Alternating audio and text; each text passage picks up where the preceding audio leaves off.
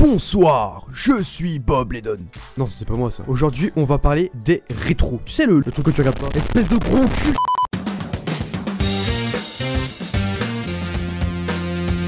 Bonjour, c'est Guidonnage. Ça va? On est dans la salle.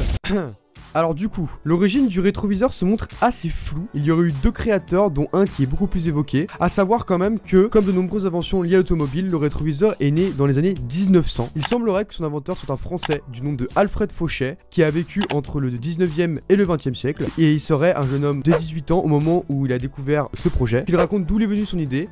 Je roulais à bord d'une 25 chevaux Sharon Girardot Void.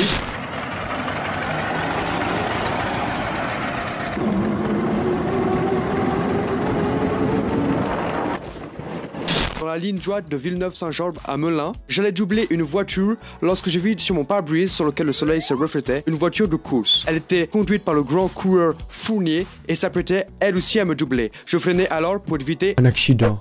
Par la suite, il en présente le prototype, mais pourtant c'est Henry Kine, un dramaturge parisien qui dépose un brevet pour un miroir avertisseur pour automobile en 1906. Par la suite, 10 ans plus tard, Elmer Berger dépose un brevet aux USA pour le même prototype. La première présentation du rétroviseur se fera au salon de l'automobile en 1906. En 1911, Henry Kine ira même jusqu'en justice pour porter plainte pour contrefaçon et recevra des dommages et intérêts des commerçants qui ont fait usage de son invention. Le rétroviseur sera d'abord utilisé par les coureurs automobiles avant de s'installer progressivement sur les voitures du quotidien. En 1928, Peugeot commercialise pour la première fois un véhicule grand luxe de 9 chevaux dans lequel il dispose d'un rétroviseur intérieur. Pour info, un véhicule de ce type disposait d'un moteur de 2000 cm3 ainsi qu'un poids de 700 kg et pouvait atteindre jusqu'à 80 km/h, ce qui était révolutionnaire dans une ère où la plupart se déplaçaient encore à cheval. Pour conclure, les voitures de gamme normale pouvaient atteindre entre 40 et 60 km/h selon la puissance qui était définie par le constructeur. La première voiture à être équipée d'un miroir rétroviseur central était précisément la Marmon Wasp de 1911.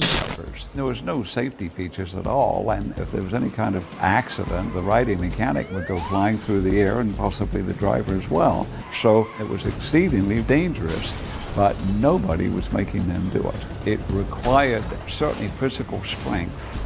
Qui a couru pour le Indianapolis 500. Ce véhicule fut le premier vainqueur du Indianapolis 500. Le conducteur était bien sûr Ray Harroun, mais nous allons voir ce personnage plus tard dans cet épisode. Le premier rétroviseur a été offert le 13 avril 1972 par Alfred Fauchet à la mairie de Gif-sur-Yvette. Pas de rétroviseur, puis 1, puis 2, puis 3. Le rétroviseur intérieur ou central se développe dans les années 1930. Auparavant, le conducteur se souciait peu de ce qui pouvait se passer derrière lui. Le rétroviseur intérieur ou central peut disposer d'une position jour et d'une position nuit, atténuée pour éviter l'éblouissement des phares des véhicules suivants. Le rétroviseur extérieur côté conducteur, donc côté gauche en France, n'est rendu obligatoire en France que depuis le 1er juillet 1972, et celui pour tous les véhicules motorisés. Il est précisé qu'il doit être réglable depuis le siège du conducteur, donc il doit être fixé sur la portière du véhicule. Le rétroviseur extérieur côté passager, donc côté droit en France, bien que monté systématiquement aujourd'hui par tous les constructeurs, n'est obligatoire que depuis le décret du 20 novembre 1969 pour toutes les carrosseries commerciales et break, et lorsque le type de construction du véhicule fait que le rétroviseur intérieur ne peut pas être mis à l'intérieur. Hashtag gros camion, t'as capté. Donc pour la seconde histoire, l'inventeur du rétroviseur serait le pilote Ray Harroun,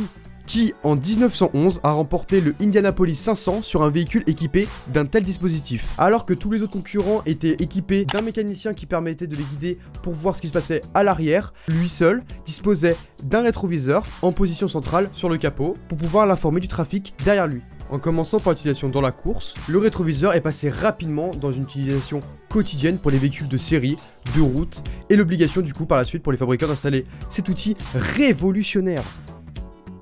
Voilà, j'espère que t'as kiffé la vidéo, n'hésite pas à mettre en commentaire ce que t'en auras pensé, parce que c'est un nouveau format quand même, voilà, c'est plus en voix off, un peu plus de travail quand même, un peu plus qualité, tu vois, et j'espère que t'auras aimé. Si t'as bien aimé, n'hésite pas à t'abonner, à liker, à commenter, surtout que tu partages, parce que sinon je te roule dessus en multiplat, voilà, bisous.